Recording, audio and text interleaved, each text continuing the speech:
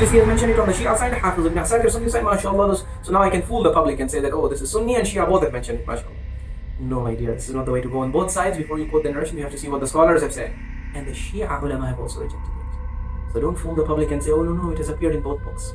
Same thing what he does is that when he claims that the Sunni scholars regard the claim that the hadith which says man mata wa lam ya'rif imam zamanihi mata mitatan jahiliya, when he says that this hadith is accepted by the Sunnis, this is manifest deception. He's lying against the Sunnis and misrepresenting their hadith literature.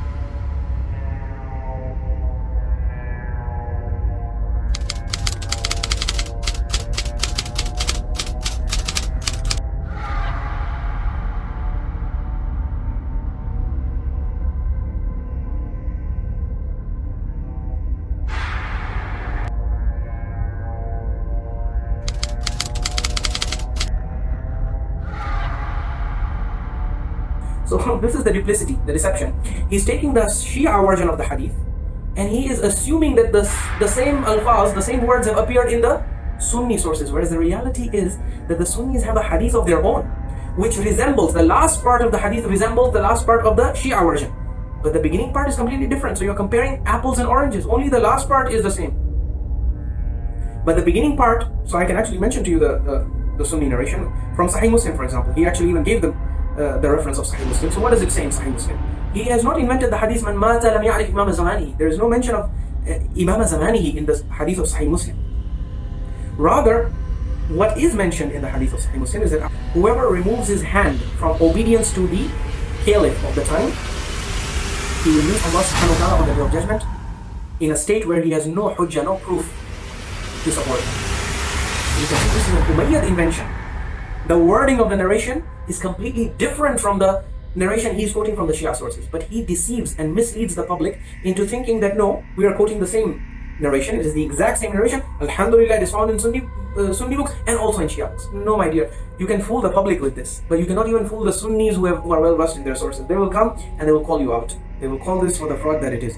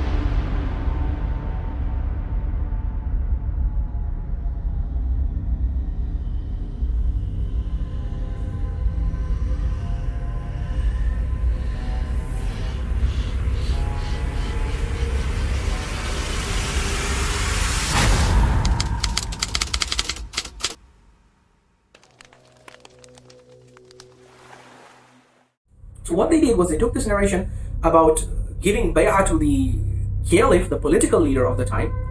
They removed the mention of the caliph and the bay'ah and all of that, and they replaced it with imam, which is giving legitimacy to the Banu Umayyah and Banu Abbas, and he's trying to fool and deceive the public into thinking that that narration is actually confirming the Shia version, whereas the reality is the Shia version is completely different, the Sunni version is completely different. We're comparing apples and oranges.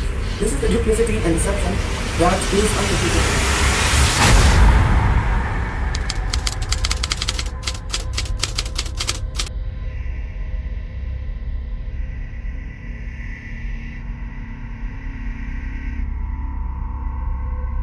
The Bani Umayyad, the Umayyad agents, they invented this hadith and they circulated it in the mainstream circles from where it reached the Sunni hadith compilations.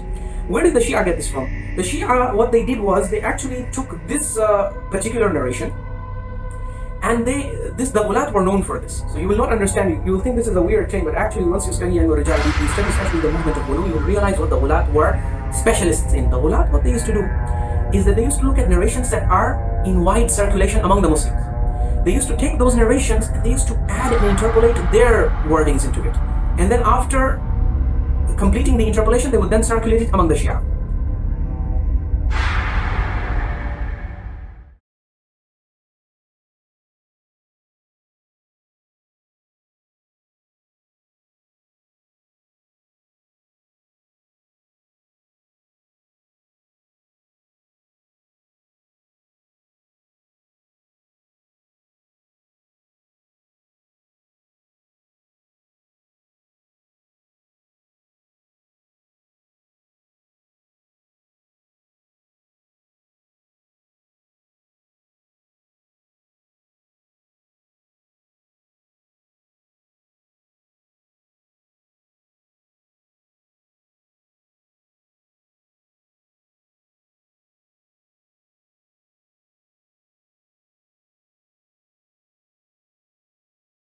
This is the duplicity and deception that is undertaken in that video, and it is shocking, but it is unfortunately a trend, and that's why, unfortunately, I would never advise such speakers to be, showcased and to be put forward whenever you want to send representatives to dialogue with people of other sects.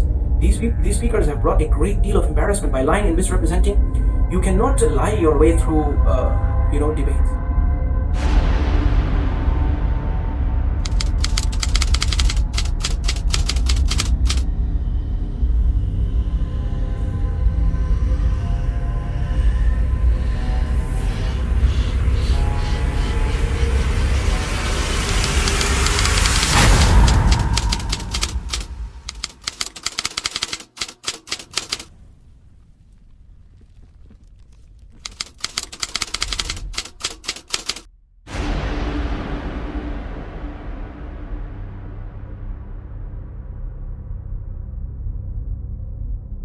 Speakers, the kind of humiliation that you're bringing the school of Ahlul Bayt is colossal.